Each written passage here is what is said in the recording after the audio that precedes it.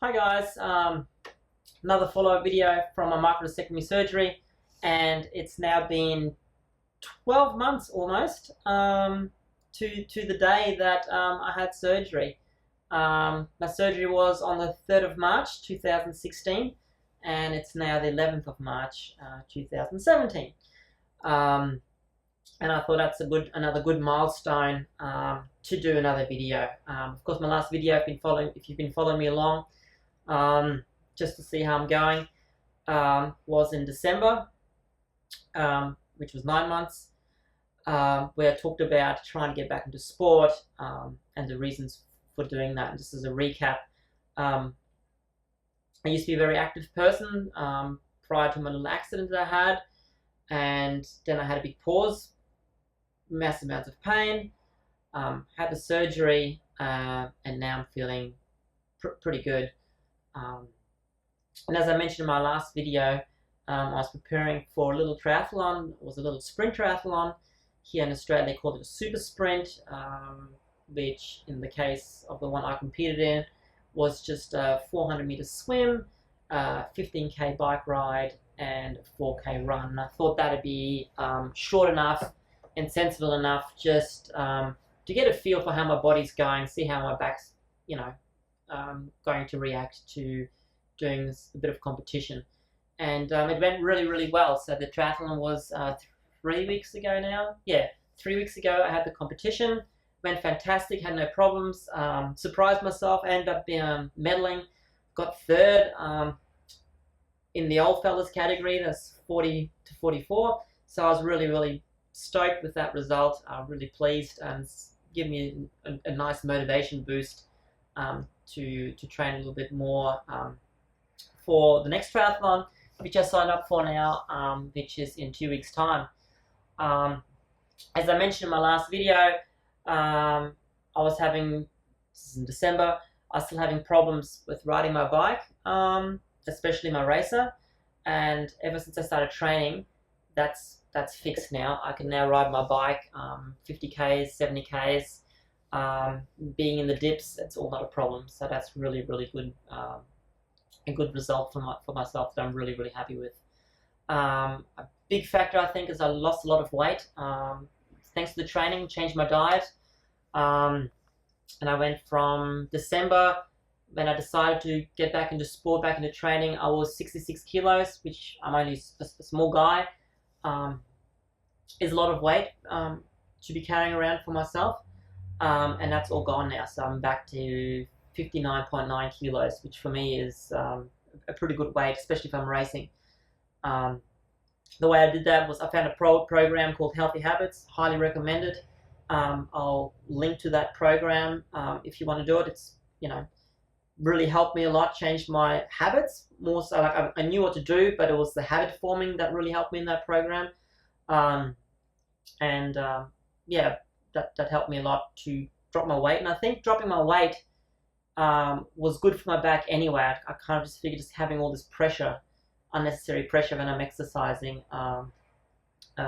is not a good thing. I think having 6 kilos of less weight pushing on your spine when you're exercising is beneficial.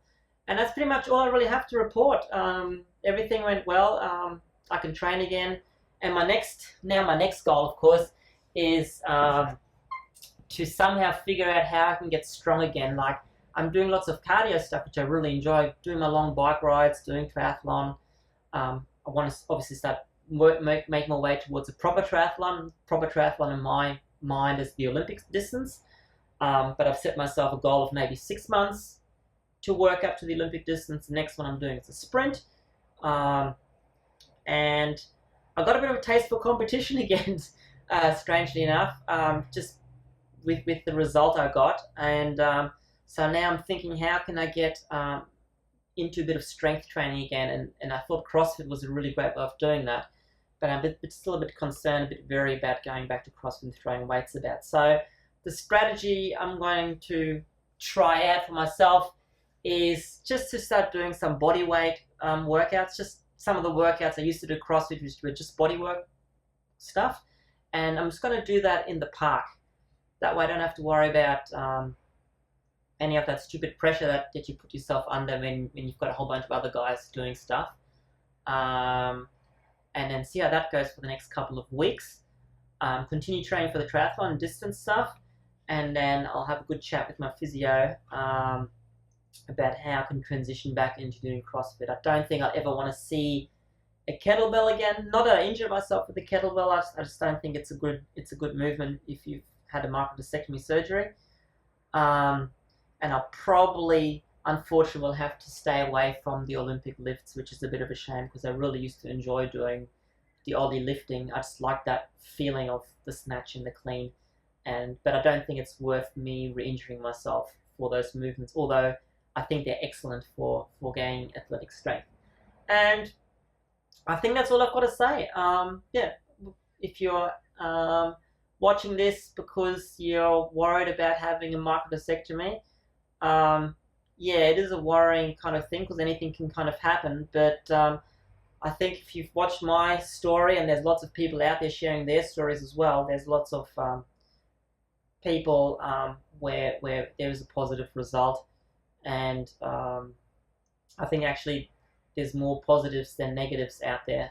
You just tend to, if you look in the forums, like if you start looking in some of the microdiscectomy and spinal surgery forums, it does tend to be mainly people where it didn't work that post. That's the experience I had. And it really, really worried me that everything you read as it doesn't work, it didn't work, it's made it worse. And that was kind of the reason for me starting to do these videos,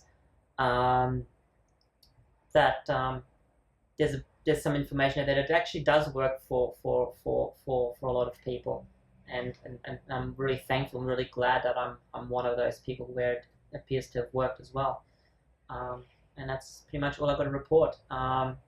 I guess that's all, because it's been a year now. I guess that's all the videos I really need to do, as I call myself fully recovered, and maybe I'll do some more when I try transitioning back into CrossFit and see how that's going. So if you've been following me along, thanks for watching. Thanks for the feedback I've been getting through private messages and stuff.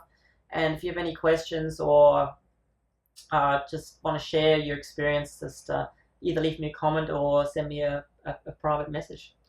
Thanks, guys.